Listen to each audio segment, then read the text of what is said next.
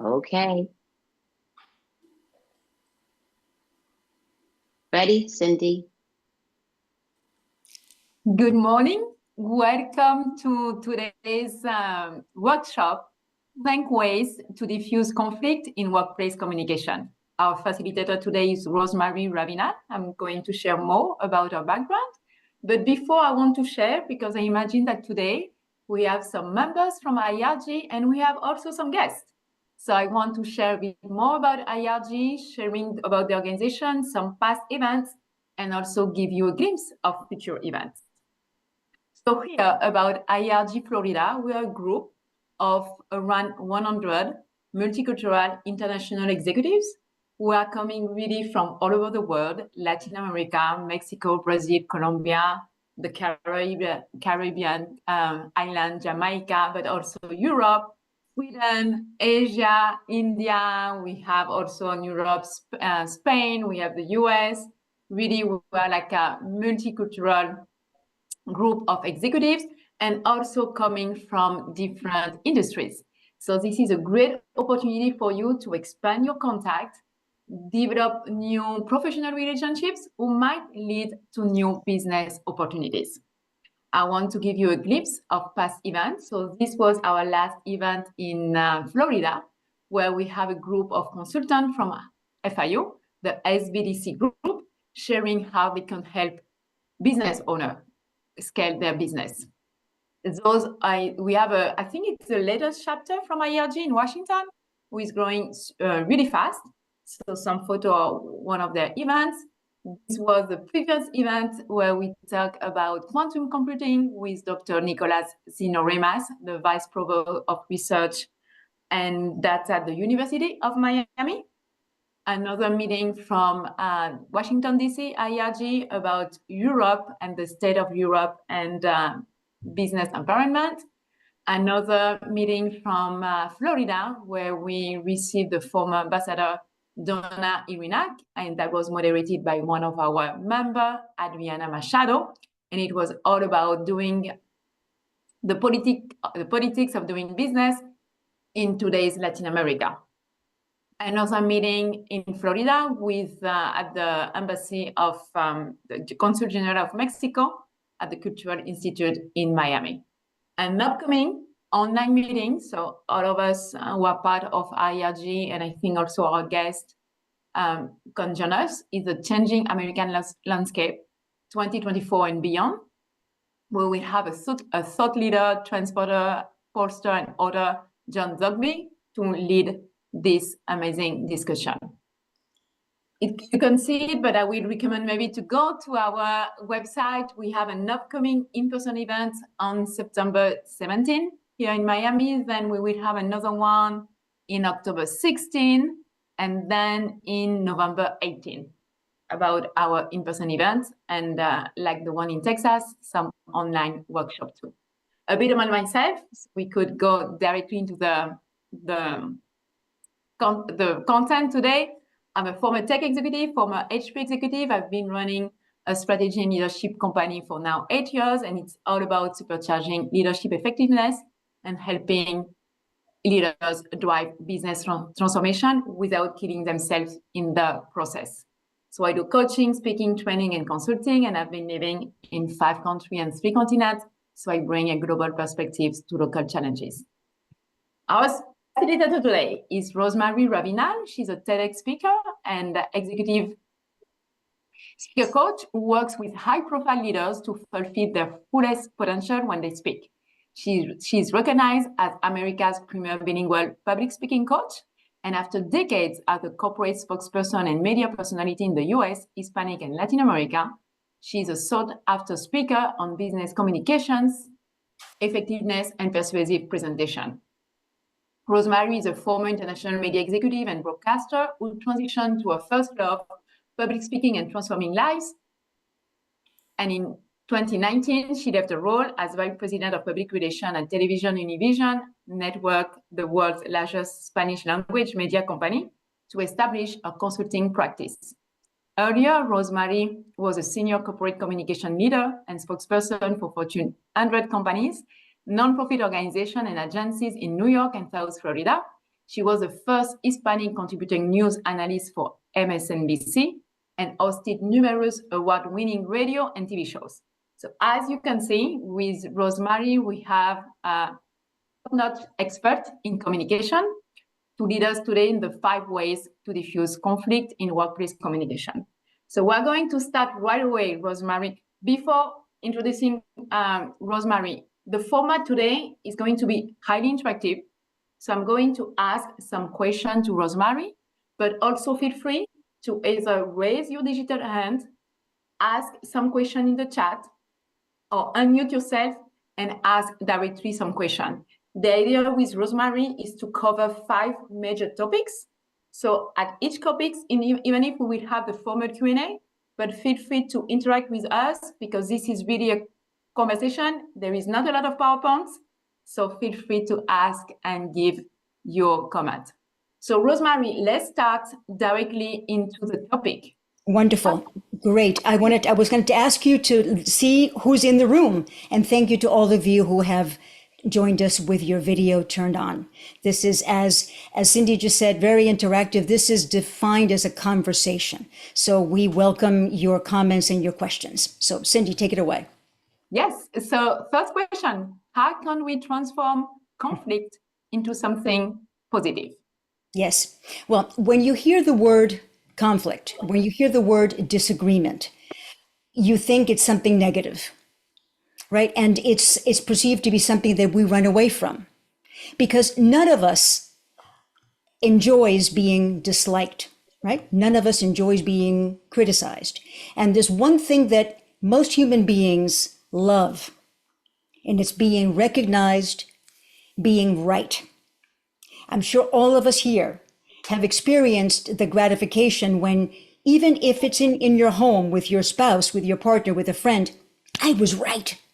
That sense of empowerment, you're emboldened. However, that can have very negative consequences because in the world that we live in today, perhaps more now than ever, there are so many triggers. There's so many delicate, fragile points where people's emotions are triggered. And all conflict, according to psychologists, everything that is heated, everything that fuels emotion and anger comes from pain that has been experienced in the past. So everyone who is raging out about something, everyone who is coming into work or someone who started a conversation with you saying, I can't believe this happened, or it's not fair that, there's usually something underlying it that has nothing to do with you. So what we're going to talk about are just 5 communication grounded principles. The topic of negotiation, conflict resolution, arbitration, these are all part of the same basket of social skills that are done at a very high level, certainly when you're talking about diplomacy. But what I want to bring up for us today is that we all learned this already. We learned it probably in kindergarten. We learned the principles of getting along with other people. What happens is we sometimes forget because we get so caught up in ego, in wanting to be right, wanting to impose our point of view, and reacting and recoiling when someone does not accept our point of view or defers or it shocks your belief system.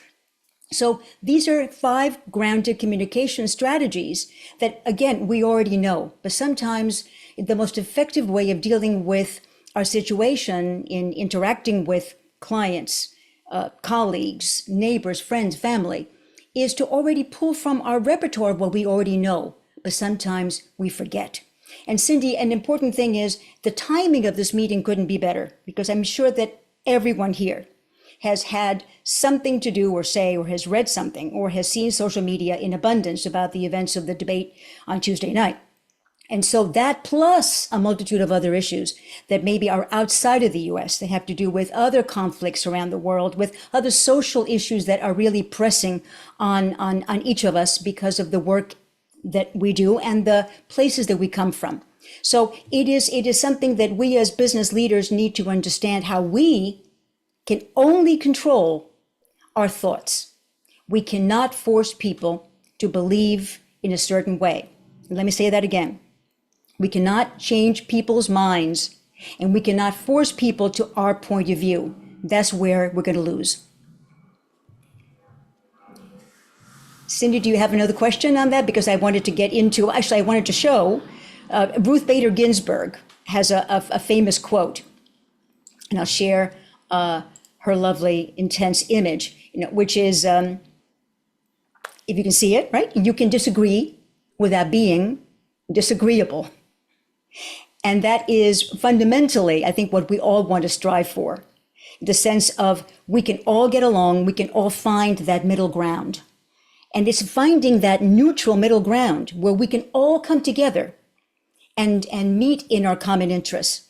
Let me put a little background on this from a business perspective. There's been a lot of surveys recently that show that employers, mainly in the corporate sector, I think the last survey was about close to 90% of employers surveyed are expressing that they're already preparing corporate policies and procedures to deal with divisive political discourse and social beliefs that come from that. So there is all kinds of aspects. I know there's some HR leaders in this meeting. There's aspects that have to do with labor and employment law, okay, that basically limit protections of employees from expressing personal opinions in a private workplace. So this also varies by state. So there's a whole layering of different laws and regulations. The point being that if you're in a business situation where you're responsible for other people, you need to really pay attention to what is your policy and how can you enforce it. Great. Thank you, Rosemary. And you mentioned like we all want to be right. So most of the time when we speak or when we are in a conversation, even normal because we are a conversation without like any heat or any disagreement, generally we are already thinking about what we are going to answer. So what could be a different way of listening that could help us de-escalate tension and move forward toward a solution when we're dealing with conflict? Yes. Well, the first of the 5 points I want to share with you today has to do with listening. We don't learn to listen properly because you just touched on it, Cindy. Most of the time that we're listening, we're waiting for our turn to speak. We're listening in order to do something that I call being a topper, meaning I'm going to top that. So if someone says to me, I had a wonderful vacation, I went to Cancun, and I had a great time, and blah, blah, blah, blah, blah. And I'm thinking, I'm going to tell her about my trip to Thailand, because that was exotic, and that was someplace where I know she hasn't been before. It's a simple thing. But aren't we usually doing that already, even in the world of business? We're thinking about what we want to say next. But what if we just created space to really listen, to really process and appreciate what the person is saying, to not only listen for the words, but to look at body language, to look at facial expression, to look at the unspoken, because most of what we communicate as human beings is not about the words that we choose to say. It's about the body language. It's about the tone and manner of our words. In other words, the volume, the rate of speech, the intonation, all of that totally overwhelms understanding. So pay attention to everything. And then the other part of listening has to do with silence, with the pause. There's a motivational speaker named Mel Robbins. I'm sure most of you have heard of her. She has the 5-second rule. And if you apply the 5-second rule to listening, so in other words, someone says something, and maybe that statement was inflammatory. It's something that you want to just jump in and, kick your heels into your point of view. If you just take 5 seconds, 5 seconds isn't a long time, but it's enough to let the air out of the pressure cooker, to give a little space for you to reset and the speaker to reset. If you jump right in and if you interrupt, you're just aggravating the situation. And then the other part is to understand that we mirror each other. We mirror each other's behavior. So if the other person is agitated, if the other person is just flying off with all kinds of excited expressions, you might want to stay calm. You might want to not mirror, but to stay in your own space and be grounded. And then, Cindy, another point is that what I love to call, let's be loud listeners. Let's be loud listeners. Because when we listen, we also should acknowledge and maybe even restate back what the person said. This is fundamental rules of giving good feedback as well. I'm going to talk a little bit about feedback in a moment. Wonder if there's any thoughts or questions at this point. Has anyone experienced success with listening loudly? Anyone? Feel free to raise your digital hand, to unmute yourself, or write your comment in the chat before we move to the second strategy. We have now Nelly. Okay. I was gonna say, if I Please. so I have experience in my type of work that I do, and by the way, I'm representing the DC chapter, Washington DC. Where in my kind of environment, it is wiser to listen before speaking. Mm-hmm. Sometimes you think you're gonna hear them say something, but in reality, it's going a different direction. So to your point, I agree. Mm-hmm. Listen before you can start thinking about what you're going to say next, because it might be totally different topics that they might be bringing up. So listening is probably the best advice you can give us. Good. Thank you for validating that. And as well, we're multicultural people, right? We deal with people from all countries. Understand that there are all kinds of cultural nuances that impact the way people express themselves. So we have to factor that in and understand that what we may be receiving may be coming through a filter that is based on that person's culture. And so we have to be very, very open-minded. And again, I love the phrase to be a loud listener, to really take it all in. And I can't stress enough also that pause, taking that breath before you say anything, counting to 5. The number 5 is magical. Another point is, there's a saying that goes like this: the best speech you will ever regret is the one you give when you're angry. Think about it. I'm sure it happens in our family life as well. And what happens when you give that speech when you're angry? You have to go back and you have to apologize. Right? And apologizing takes so much energy unnecessarily. If you thought about it in advance, you wouldn't have to do that. So Cindy, should we go on to the next point? Yes, and I think this is a great transition. What you mentioned, like the speech we're going to regret is the one that you are giving when you are angry, because words have this power to trigger either strong positive emotions or strong negative emotions. Yes. And as you mentioned, the mirror and the contagions, generally, if we are mad and we're going to yell, the other person also is going to yell back. So how can we choose words and phrases that are going to de-escalate the tension? Yes, this could be a whole workshop. And this to me is a fascinating aspect of what would be called nonviolent communication. And by the way, there is a psychologist named Marshall Rosenberg, who in the 70s was the first to really coin the term nonviolent communication. There's a whole body of work that's been based on his research, which is based on really understanding how to communicate. It is grounded in communication. I'm going to talk a little bit about that before we close. But words can escalate, right? Words can escalate. Words can be daggers. Words can heal or they can harm. And very often we use them without realizing for harm. And so if we, for example, I have a list of words here. If we were just many, many more.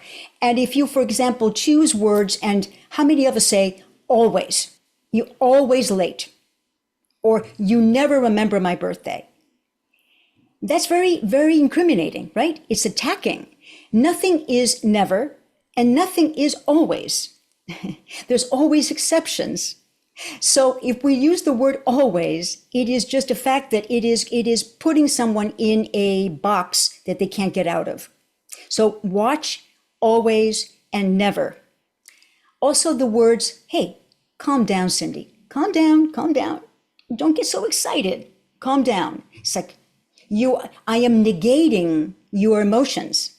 I am invalidating the way you feel. Or similarly, hey, take it easy. Hey, it's not my fault. Or when you just dismiss and say, hey, whatever, it's not worth my time. Another very incriminating word is you should. You should arrive to work on time. You should do this. You should do that. And we know that with our children. When you say should, it is imposing. It is somewhat oppressive. And then another one that's very dismissive is, what's your problem? What's your problem? What's wrong with you? And these, we use them so often and we don't even realize. And maybe in a business context, we might use more elevated, more elegant words to say the same thing, but we're fundamentally conveying the same idea. Another one might be, I don't have time for this. I don't have time. I have to go to a meeting. We'll catch up with this later. And that is actually a very bad one, because if you dismiss something, if you postpone it, if you delay it, it's only likely to get worse. So dealing with it at the moment and being present at the moment and acknowledging, listening for that other person's fear, concern, anger, and dealing with it in a polite and civil way is more effective than delaying. And then obviously when no one wants to hear, you're wrong, because if you're wrong, then I'm right. You're wrong, I'm right. Very satisfying to say, but it is like a bomb being thrown into the middle of something. What are the alternatives? There's many. Again, this is just a fraction of the list of words. So tell me more. Tell me more. Open the conversation. Hey, you think a certain way about something. Tell me more. Help me understand. Educate me. I'm listening. I'm receptive. I'm curious. You have a point. Everyone has a point. Whether you agree with that point or not is something else. But you are acknowledging that person's intelligence and personhood. I feel your frustration. Yes, I know traffic on 95 in Miami is just brutal. I feel your frustration. How can I help you? How can I help you overcome this? How can I help you relax and calm down and be able to focus on the work that you have to do today? Help me understand is my favorite phrase. That is a door opener in just about, it's like the universal, wonderful conversation starter. Help me understand how you think, how you feel, what you want. How do you feel about it? And then, of course, let's find some common ground. Let's find some common ground. I think that there were some questions, Cindy? Yeah, we have Mauro Cunha, who is raising his hand. Yes, hi, thank you. I'm taking at face value that you want this to be interactive. So, of course, yes, indeed. Thank you. My question to you is, I think it's great when we are in a high stakes group and everybody moves to the right-hand column. But it can happen that we move to the right-hand column and the counterparts do not. So what would be your strategy for, one, dealing with that situation, and two, engaging so that the other part would also go to the right-hand side? A conversation is two-way. So you can only control your part, and you could incentivize the other person to find that neutral ground. If that person keeps coming back with negativity, you can just go back to the same terms. Help me understand. Let's find the middle ground. I know that we agree on some things. Let's identify what those things are. You can also basically, if the person is using inflammatory, insulting, derogatory, and demeaning language, you can call that person out for that, because obviously none of us should have to tolerate any insults. But you can only control your thoughts and what comes out of your mouth and your behavior. So I think if we model that, and we model that consistently and not fall into the trap of going in that negative direction of the other person, I think that we will find that we find our strength. Does that answer your question? Okay. Great. Anything else before we move on to the next point? A couple. Yeah. So I'm thinking here at large. So I live in Montgomery County. I work for the government. And so I deal with a lot of businesses from all over every country you can imagine, because it's very, very diverse where I am. And I meet with people from Africa, Middle East, everywhere. And you were talking about using your words and phrases, but wouldn't you also agree that maybe we need to integrate at the same time body language with, yes. Mm-hmm. Because you might say, you look great, but you might be going like, and they might go like, is she saying that I look great, but her face doesn't show that. So, and in some cultures, moving your hands, the eye contact, how in some countries, the way you have your hand, the way you describe someone. So would you say that maybe including both would make sense, phrases and body language at the same time? You're totally right. Again, this isn't a very abbreviated workshop. But yes, your body language, which I said earlier, comprises more than easily close to 75% of what other people receive from you is the nonverbal, not the words. So it's everything else I said, the tone of voice and your nodding, your facial expressions, your eye contact, your smile, your gesture, your body position. So there's a whole vocabulary that needs to match your words. So when you're saying, you look beautiful today, you have to radiate that with your eyes and with your smile, not saying, oh, you look beautiful today.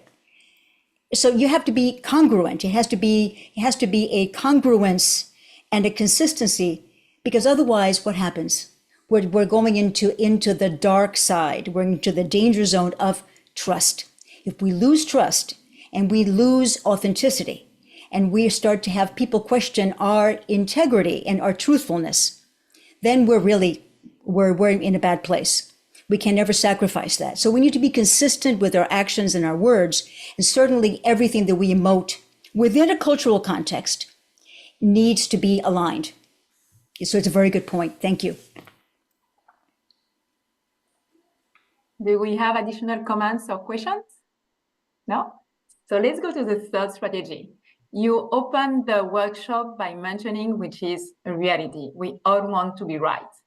And feedback, it's something that is not easy, even in a normal environment. But when we are in the midst of a tense situation, how can we give and receive meaningful forward? So we could meaningful feedback, so we can move forward in the resolution of this conflict. Exactly. Well, this unto itself is a whole workshop, and many of you have probably taken or been exposed to this. Giving feedback and receiving feedback is equally important. So it goes to the point of claiming your power by forcing your opinion and point of view on other people. But that doesn't work. We know that doesn't work. There are two terms that I love to use because they're so descriptive. One of them is illuminator. Are you an illuminator, or conversely, are you a diminisher? So if you're an illuminator, you are giving feedback and receiving feedback in a way that opens up possibilities, that shows different aspects of the situation in a way that you didn't know about them before. So if you illuminate, you are elevating the person. You are illuminating the situation and broadening the scope. You are opening the conversation to other aspects and maybe to other people. So if you illuminate, you're also acknowledging, you're showing concern, you're showing interest. And by being illuminating, you're asking those questions of, tell me more, help me understand. So that's the illuminating side. The diminishing side, obviously, it's obvious. It's saying, I don't believe that, or you're wrong, or you don't have your facts straight, or what do you know? You don't have the right rank. What do you know? You just started working here. You don't know enough about anything like that to say anything in the meeting. In other words, why do we need to diminish anybody? On the contrary, if we're leaders, we need to elevate other people. And we do that with our words and actions. So understanding that those two parts of the scale of feedback are equally important. They should be at an even keel. At the same time, we need to be receiving feedback. We need to be accountable and vulnerable and humble. Humility goes a long way. If you say to me, Cindy, Rosemary, you didn't give people enough time to comment, or you were a little rushed with your statements, or you didn't include this other point in the deck. Thank you. I wasn't aware of that. I will note that, and I will be sure to include it the next time. Not to say, oh, I didn't have time, or, oh, I did it, but somebody forgot to include it. How often do you hear that? How often are we tempted to to justify our actions based on our perception of being criticized, when all we need to do is to open up and be humble and say, and vulnerable. Vulnerability is a word that's so much in use in business circles today, because vulnerability is actually a source of strength.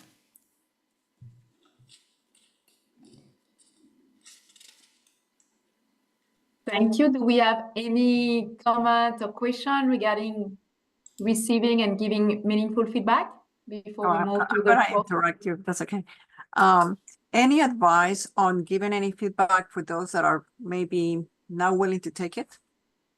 And that's a tough one, because there's a lot of people that they have already made their mind up, and you want, and it's hard to give feedback. So what I tend to do is just let them speak and not really interact, not to create a more of an issue. Any advice? Well, we talked earlier and we agreed that interruptions are not good. Let the person speak. Now, I have a 3-step approach to that, to answering your question. I'm glad you asked it. There are 3 things that people need, or always needing something back from you. So you can simply ask the following: do you need me to hear? Do you need me to listen to you? Do you just want me to listen? Or do you need help? Do you need advice? I know my daughter's always telling me, Mom, I don't need advice, just listen. And that has actually strengthened our relationship. She's 45, but she still thinks that she's a teenager. So if I ask her, do you want me to hear? Great. Do you want me to help? No, I'm fine. Think about the power of that. You're empowering the other person to make a decision whether they want you to intervene with a solution, or they just want to be heard. And this third one, depending on your level of closeness with the other person, do you need a hug? Do you need a hug? Do you want me to give you emotional support? Do you want me to be a friend? Do you want me to be a confidant? And sometimes a hug is something that can be very healing. So do you want me to hear? Do you want me to help? Or do you want a hug? Okay, try it. It's extraordinary. Maybe the hug is going too far, but certainly the hearing and the help, I think, will be very beneficial. Thanks. Do we have an additional comment or question before moving to the fourth technique? So you mentioned, Rosemary, that at this moment we are hearing a lot about vulnerability, and also we are hearing a lot about empathy. So how can we leverage empathy to diffuse a conflict in the workplace? Well, we all, again, there are certain terms that are very common in business circles today. One of them is empathy, right? But let me give you a different or a deeper take on the concept of empathy. We need to not only talk about it, but we have to exercise it. And it starts really with being true to yourself, right? Knowing what sets you off, knowing what your triggers are, knowing what your shortcomings are. Because by being aware of who you are, then you are creating basically touch points where other people can find you relatable. If you're always stern and shielded and in a role that you think is the role that you should assume in order to be a leader, sometimes that will fail you. But if you allow your heart to show through and be touchable and vulnerable, you can sometimes gain a lot more, particularly when you're in a situation where people are literally with knives at their mouth trying to find an opportunity to pounce on someone who doesn't agree with their point of view, right? People are looking to fight. People are agitated. And sometimes they need to just see a softness and an empathetic core. For example, there's a story about a CEO in a multinational corporation and the janitor who was working late at night cleaning the executive offices. And the CEO was extremely enraged and said something very offensive to the person coming in to clean the office. And at that point, the gentleman, who happened to be from the Dominican Republic, says to the CEO, "Sir, I think that you're in pain. Can I help you?" At that point, the CEO started to cry. Because as it turned out, He just lost his dog, his beloved dog. And this is a real story. And the janitor and the CEO sat together because the janitor had also lost not a dog, but a beloved member of the family. And in their grief, they found a point of convergence. In cracking open that pain, they found their humanity. So look at what could have happened if the janitor had not said, "Sir, I think you're in pain." He would have run away and said, "Oh, this man's a bastard. I don't like working here. I'm not going to clean his office next time." And what that simple gesture of asking the question or noting, "I think you're in pain," just cracked open a whole other set of possibilities. So where there's anger, there's pain. So if you understand that and you go towards that end goal. Also judgment. Who doesn't judge? I say that I'm going to stop sharing. So much of what we do every day, we're judging. We're judging something's good, something's bad, something's big, something's small. Judging whether I'm going to attend this meeting or not, or whether Cindy and Rosemary gave us something of value or not. I hope that we are giving you something of value. But the judgments are constant, and sometimes they're an automatic. But question them, because those judgments come from ego. And the ego is always saying to us, as we've been saying here, we're right, we're virtuous, we are the only ones who hold the power. But when you release that sense of judgment and give people an opportunity to be real, to come forward with who they really are, and to demonstrate a little vulnerability, it's extraordinarily powerful. And those stories, like the one that I just described, abound in leadership literature. And it's been very popular, certainly in the last 10 years, when the word empathy has really made its way into leadership jargon. Because we know that empathetic leaders, and some of you here are recruiters, you know that those soft skills are very much in demand in terms of finding candidates for C-suite level positions as well as board positions. Right, Raul? I know that's something that's very much in demand, and some aspects of that person's qualification, candidate qualifications, that are now taking on greater importance in weighing the pros and cons of a candidate. Any thoughts? Do we have some comments or questions regarding the exercise of empathy? Well, I was going to say, sometimes we forget to be humans, right? We forget to realize that it's okay to have a little bit of be more caring for other people in a very business environment. I was thinking about your last one about the hug, and that's something that I probably wouldn't do. Or men probably wouldn't do, or it depends on the situation. But sometimes you do need that, and sometimes we forget that we're all humans, and we need to be more careful about judging others based on the way they behave, and maybe be more understanding. But it's something that nowadays is not so much. After COVID, we didn't touch, there are so many things that have changed.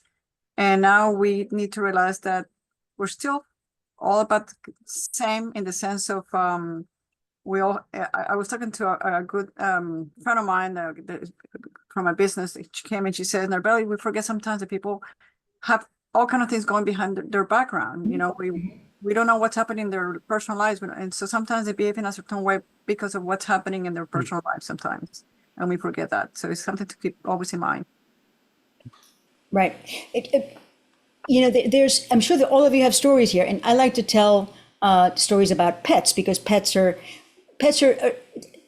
get right into that soft middle of human beings. It's usually something that most of us can really rally around, the effect of having a pet in our lives. Another story, here in my neighborhood, there was a woman who was constantly looking and watching for anyone who was not picking up after their dog. And she was this sort of a Gestapo of sorts, always going around and sending emails and accusing people of improper curbing of dogs. And she would become quite in your face and screaming at people. And then one day I confronted her and I said, "Help me understand why this is so important to you. I know that you're a good community member and you're a concerned citizen." And she said, "No one's ever asked me that. No one's ever spoken to me. People run away from me." As it turns out, she had lost a pet. And she so was envious of anybody who was walking a dog that she found a reason to rage out in her pain and sense of loss for her beloved pet. So again, if we humanize one another and not run away in fear and shock and avoidance, and these are just simple examples. Translate that to issues such as LGBTQ issues, gun violence, reproductive rights, immigration, all these hot button issues that are prevalent today, and how we will be encountering them in some way or another in our business and our personal lives.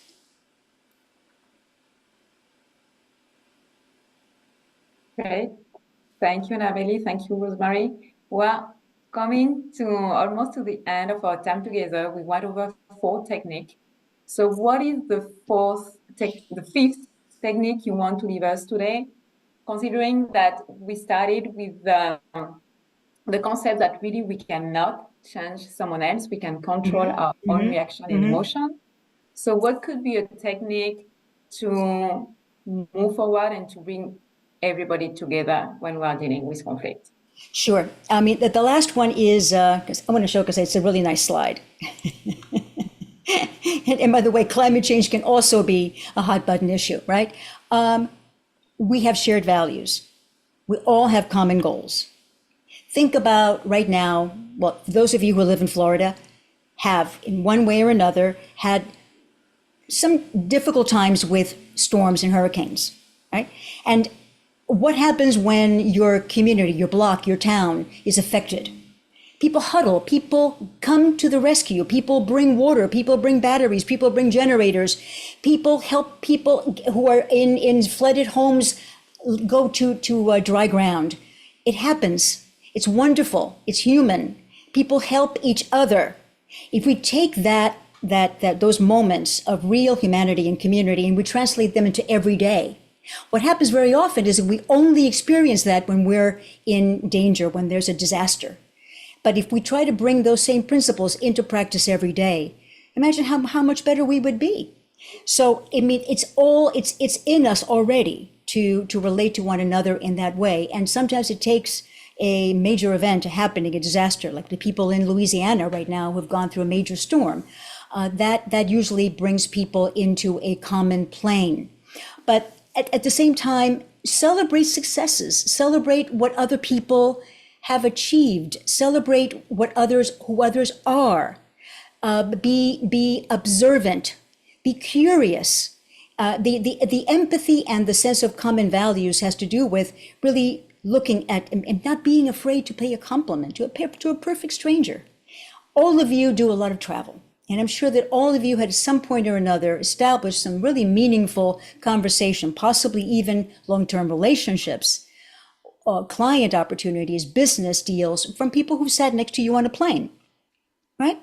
And those are perfect opportunities to say, I'm going to start a conversation. And not only going to start, but I'm going to really have a meaningful conversation. And I'm going to take that time we are together to actually establish a common ground. It's the same principles. It's the same principles. And again, you're not going to win all the time. You're not going to find people receptive to your point of view. You're going to lose and you're going to be put down. You're not going to win all the time. And as a matter of fact, most of the time, as I said before, people are not going to be changed. People will only be changed by their lived experience, not by what you say.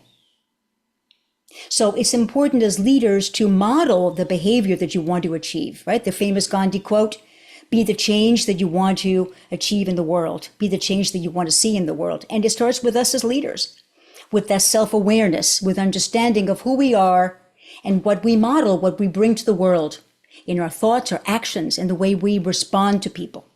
This is a time for tremendous growth in society. You know, we're not barbarians who are going to, chop each other to pieces. We will find a way to smooth things out. We will find a level ground at some point, because at the end of the day, everyone has self-interest.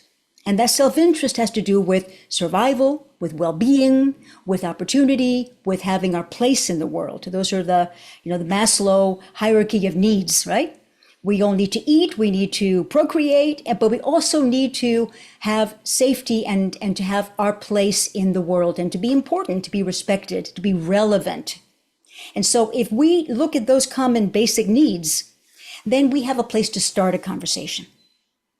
And I think that it's really important for us to take this time to learn and to put these things into practice. For example, Cindy, I went to breakfast yesterday, and I live in a very divided community. I live in Doral, and if anyone's been to Doral, it's very heavily Venezuelan, Colombia, with a smattering of other nationalities. I'm Cuban born, but I don't live in a Cuban community. But I happened to go to La Carreta, which is a very Cuban enclave. And I ran into someone who I had not seen in a while, and she is very conservative in her point of view. She wanted to start a heated conversation with me about the debate. So I listened, and I said to her, and I'd never said these words before, I said, I admire your passion for your beliefs. I don't share them, but I respect your intensity and your love of what you're talking about. She was speechless. So I'm saying, I want to chop your head off, really, but I can't say that. I admire your point of view and your passion for your beliefs. I don't agree with those beliefs, but I admire your right and your willingness to believe, even if the facts aren't quite there. But the point is, if you say that with that attitude of, I see you, I hear you, I acknowledge your right to think and believe the way you do, then it allows a little bit of space, maybe just a crack, for conversation. When we left each other after catching up on family matters, we agreed to have breakfast again. And I will take her up on that, because I want to put into practice some of these techniques that I am preaching and I'm teaching. And the more I put them into effect and can come back to you another time and say, it worked or it didn't work, or you might want to consider a different approach. But I want to hear from more people. There's such brilliant people in this room right now. And I'm sure that you have had some successes, or maybe not, with some of these techniques of trying to diffuse some of the tension in a conversation. Sure, I'll share something. And I'm Diego Bracino. I'm in the DC chapter. We have I have a large group and a very diverse group, and just about everybody is type A personality. The group that I lead is I'm extremely lucky to be there. One thing that I use, right, and it has to do with kind of finding that middle ground. And I had the privilege of attending an event with a gentleman named Chris Voss. He's an FBI negotiator and never splits the difference. Right. And there was one thing that he always said that I use all the time, and it worked great. Is like, it sounds like, it feels like. Right? You never sort of directly say, but you kind of repeat what they're saying with that, preface, and it always seems to work in finding a middle ground, in finding a way to. Because you're not necessarily saying that's what you're saying. It sounds like this is what you're saying, and then when you repeat it with your words, it just kind of puts them in a way like, maybe I need to rephrase it in a way that it's a little better. So just want to share that little strategy that I use quite a bit. Yes, that's excellent. That's also a good negotiating technique. Do you mean to say, Diego, that blah blah blah, or am I understanding you correctly? Did I listen? Did I hear you correctly?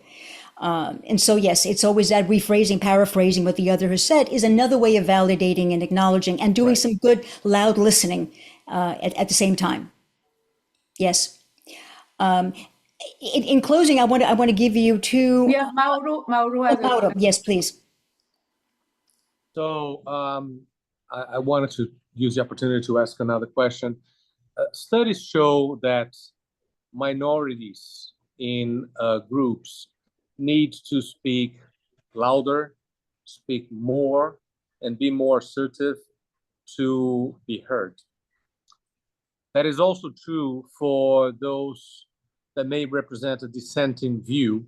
I work on board of directors. I'm sometimes nominated by minority shareholders. And it's just a matter of fact that when we're in this situation, and again, gender, ethnicity, you have to speak up to be understood. And this sometimes is taken in a negative way, that, oh, that person is just wants a stage and speaking too much. So what are your thoughts on that situation of the minorities in groups and how that affects communications? Yes, thank you for the question. Mario, are you talking about in mixed groups where, let's say, a woman from Venezuela who has a heavy accent wants to make a point at a community meeting, for example, or in a corporate situation where you have employees from other countries who want to want to participate? Imagine a board of directors, white male dominated, and you have a black woman trying to make a point.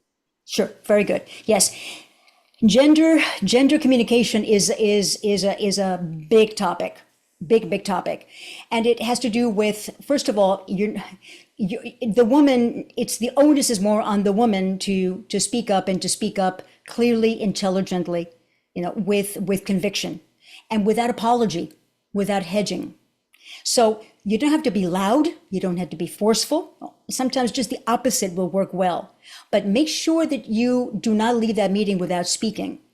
And do not hedge what you're going to say. For example, sometimes people with accents will say, "Oh, forgive me for my accent. I hope you understand me." Just start speaking. Start speaking slowly. Make sure that people are following you and state your point. Don't make apologies.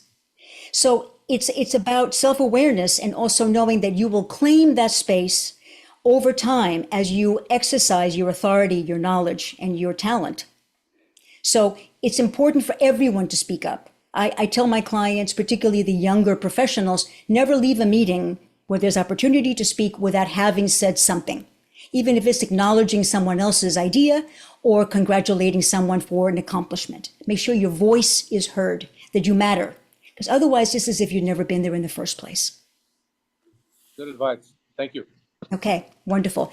And in closing, there's I can send the list of words. I can send some reading lists, but just understand me. Let me just quickly go into.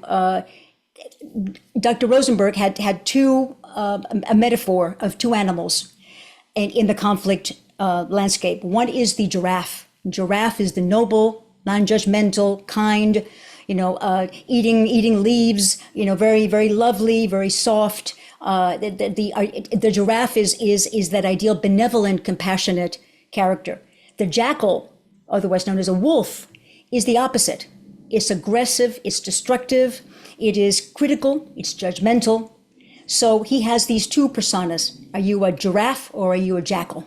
So as you go through the day, sometimes we'll want to be a jackal. Sometimes we'll want to be, a meat-eating, carnivorous animal prowling for opportunities to pounce. Sometimes what we need to be is the giraffe, just eating those leaves very gently off the top. And it's interesting that one has the high road and one has the low road. So clearly we always want to go with the high road. Cindy, any closing thoughts? No, I think it was, we covered a lot of points today. So I just wanted to open the floor if there was any additional comment. I believe like the conversation was practical with examples that we can all take away to our workplace or day-to-day business situation. Let me see. Okay, I wanted to share my QR code. I'm on the IERG membership list, and thank you, IERG, and Fred and Ruth for making this possible, and Cindy for wonderful moderation. But if you want to be in touch with me, you can take a photo with the QR code, or you can just simply note my email address, which is very easy to remember, rosemary@rosemaryravenel.com. We have a couple of minutes. And Cindy, any questions that you had that you didn't get to ask? Maybe one question is about, and to keep building on Mauro's comment, for some people, it might be easier to speak up, to be assertive, to speak at a meeting, as you were suggesting to your coaching clients. But for some people who are more on the people-pleasing side, it might be like more challenging to make their voice heard, and especially in a tense situation. So what would be maybe kind of tips for people who have a tendency to be more people pleaser? Yeah, people pleasing is not necessarily a good quality because you're compromising a little bit of who you are. But remember, there's other channels for communication. There are other settings and other arenas. For example, these people could be good writers. They could write wonderful emails. They could be very good at the written word. So maybe they find an opportunity to be more expressive and more engaging in writing, not social media, but in writing business communication. So maybe that's their venue. Or maybe there's people who are better in smaller groups, more intimate groups of 2 or 3 people versus a boardroom or town hall meeting of several hundred. So I think you have to just know yourself and know when you need to step up. And obviously we know that good communication is fundamental for leadership and it's a life skill. So even those individuals who are very concerned with how they're going to be perceived and are very hypersensitive to criticism may need to take a little bit of a leap of faith and get out of their comfort zone. Rosemary, can I make a comment? Can you hear me? Yes, Fred. You've given many examples of good things to not only learn but to practice. And again, there are many examples, but what I'd like to comment on is, which I feel is very important, especially for someone like Mauro, or people who are involved in negotiations. And that is that 5-second rule that you mentioned. I can remember a number of situations, not only dealing and negotiating with people in higher positions in the corporations that I've worked with, but also negotiating what they call in Spanish, pliego de peticiones with labor unions, and especially dealing with left-wing labor unions who make it a practice of being very stern in their position and not having any desire to move. And sometimes you can get very excited and lose your temperament and responding in a very strong manner. And I've lived something like that. And what really helped me was not responding at all and waiting 5, 6, 7, 10 seconds, thinking it through, controlling myself, and coming forth with look, some of the examples that you set forth today in your meeting. But I would say that kind of like saved the day for myself, especially when they're looking for people are looking for a fight, and they're looking they can't change their mind easily. And so I commend you for commenting on this 5-second ruling that you suggested. I think it's so important to think about what you want to say without endangering or hurting people's feelings, but at the same time, in one way or the other, having the upper hand or the higher role in the conversation and not getting into nasty situations in the foxhole. So I just wanted to say that it was very helpful to me in different times of my career. Thank you. I see you as a giraffe, Fred. I see you as the giraffe. Great presentation, by the way. Both of you guys We have work two a more great questions. tag team, I'll tell you that much. Huh? Quickly, 2 additional questions. I know we are at top of the hour, but we have one question for Diane. Do you have any interactive exercises to help executives build feedback skills, both giving and receiving? And the other question is from Nicholas. How will you manage dangerous manager with harassment tendency profile? Oh, those are 2 very different questions. I think I'd like to take the one about feedback offline, and maybe we can set up a time to talk, because that one can get a little bit more technical in terms of the feedback mechanisms. But as far as someone who's hostile, obviously you don't want to take on someone who's hostile and is recalcitrant and totally inflexible. Now, you might want to have someone else intervene if that person is doing harm, if that person is impeding the ability of your team to function. So you may need to escalate that to the point of legal aspect, or have some kind of HR intervention. But you can tame the jackal if you do this slowly and try to help that person understand the harm to himself or herself and to the organization. I hope that helps a little bit. It's a complicated answer to give in short time. This has been wonderful. I hope it's been helpful, and I hope that we'll have an opportunity to talk again. Thank you so much for your attention and for your interest in this topic. Thank you, Cindy. Thank you, Fred. Thank you, Ruth. And thank you to IERG. Thank you. Thank you, Rosemary. Thank you. And thank you for Bye. everybody connected today. And thank you, Fred and Ruth.